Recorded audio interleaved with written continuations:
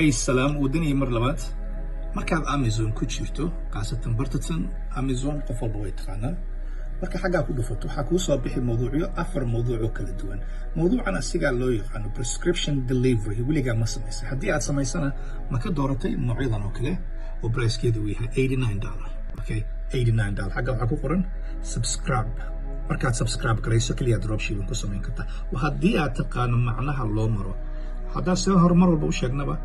dropshipping ma alaab meel ka soo qaado ama alaab meel ka soo qaad oo meel geli macnaha ku dhisan waa inaad taqaanaa dariiqada u marayso xaggan waxa ku aragtaa alaabtii iyada xagga kale ku hayno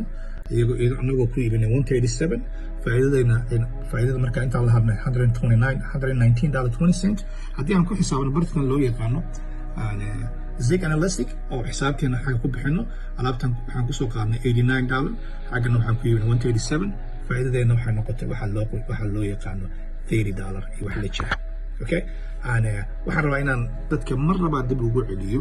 dropshipping ku sidiisa maaha in alaab meel laga soo qaado oo meel kale